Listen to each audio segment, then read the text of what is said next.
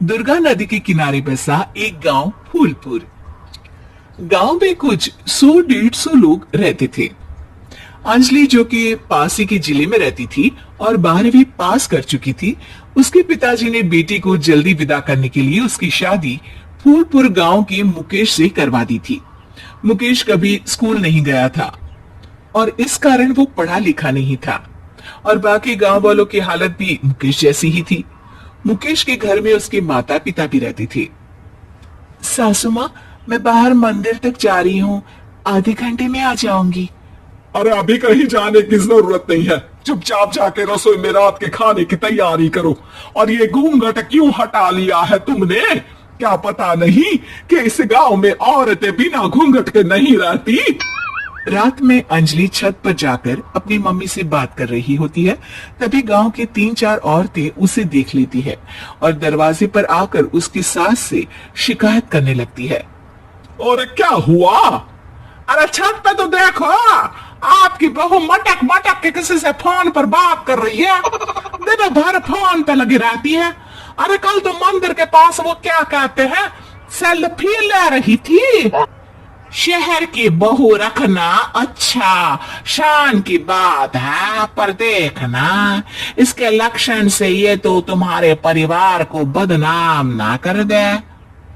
ये पहली बार नहीं था जब सास से गांव के लोगों ने अंजलि की बुराई या शिकायत नहीं की हो। अब तो ये रोज की बात थी। अंजलि ये सब सुन लेती है। जब वो नीचे जाती है तो मुकेश भी वहां जाता है। सास कहती है, बेटा लोग घर आकर शिकायत करने लगे हैं बहू के कामों की, देख लो। पति हो, संयम से रखो इसे।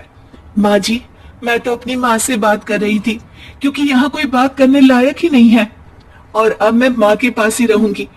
वहाँ क्या रहना, वहाँ बाहर के लोग तो ठीक है पर घर के लोग भी इज्जत ना दे सकी। अरे नहीं नहीं अंजलि, ऐसा नहीं है, धीरे धीरे सब ठीक हो जाएगा, तुम फिक्र ना करो। अरे बस कुछ बोलना ही नहीं है, सर पे चढ़ा रखा है बहू को। सास मुकेश की नरम बात सुन के वहां से मुंह चढ़ाकर चली जाती है।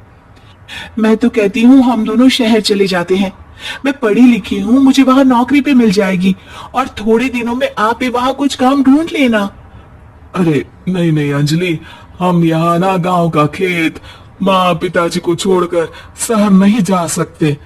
माँ पिताजी को कैसा लगेगा और गांव वाले क्या सोचेंगे? ये कहकर मुकेश सोने चला जाता है और अंजलि की गांव वालों द्वारा बुराई का सिलसिला बहुत दिनों तक चलता ही रहता है। लेकिन अंजलि गुस्सा ना दिखाते हुए समझदारी से काम लेती है। बारिश का मौसम चालू हो जाता है। जोरदार बारिश से पूरे गांव में हाहाकार मच जाता है। दुर्गा नदी में बाढ़ आ जाती है और बाढ़ का पानी पूरे गांव की फसल तबाह कर देता है। फसल की ये हालत देखकर गांव वाले निराश हो जाते हैं और बात तो यहाँ तक पहुंच जाती है कि कुछ लोग तो अंजलि को इस सब का दोषी ठहरा देते हैं। अरे पूरी फसल तबाह हो गई, पता नहीं किसकी नजर लग गई है। अरे जब से चौधरी परिवार में ये शहर की बहू आई है ना, तब से ही गांव की शांति चली गई है। इसका कर्म कांड से माँ दुर्गा नदी भी खुश नहीं है। ये सब सुनकर बेचारी अंजलि रोते हुए अपने घर चली जाती है। कुछ दिन बाद सभी गांव वाले अपनी फसल का मुआवजा लेकर अपने अपने घर आते हैं। मुकेश भी 1500 लेकर आता है। अंजलि को जब पासबुक दिखाता है तो अंजलि हैरान हो जाती है। अरे ये पासबुक में तो उन्होंने 4000 की एंट्री करी है और आपको सिर्फ 1500 दिए। सच में? अरे वो सरकारी अफसर आपको बेवकूफ बना रहे हैं। सरकार की तरफ से हमें 4000 मिले हैं लेकिन बाकी का सारा पैसा खुद ही खा रहे हैं। आप लोग के अनपढ़ होने का फायदा उठा रहे हैं। ये सब सुनकर मुकेश परेशान हो जाता है लेकिन अंजलि उसे हिम्मत से काम लेने को कहती है और सुबह होते ही मुकेश को पंचायत कार्यालय ले जाती है और साथ में गांव के और लोगों को भी। आप सरकारी बाबू क्या गांव के लोगों को बेवकूफ समझते हैं? आपको क्या लगता है ये पढ़े लिखे नहीं है तो आप कुछ भी मनमानी करेंगे?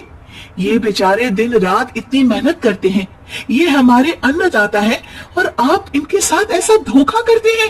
अरे क्या बके जा रही है ये लड़की, किस धोखे की बात कर रही है? अपने कांड करके नदी माँ को नाराज करके हमारा नुकसान करके इसे चैन नहीं मिला क्या? सरपंच जी, इन सरकारी बाबू ने मुझे बेवकूफ बनाया है और मेरे हिस्से के पैसे खुद चट कर गए। बस ये सुनते ही सरपंच वहां से दुम दबाकर भाग जाता है। पता चलता है कि जनपद अधिकारियों ने गांव के सरपंच के साथ मिलकर सबके साथ धोखा किया है। सब लोगों का विरोध शुरू हो जाता है और आखिर में अधिकारी सब गांव वालों के हिस्सों के बचे हुए पैसे उन्हें लौटा देते हैं और कई दिन तक सरपंच गांव में लौटता ही नहीं।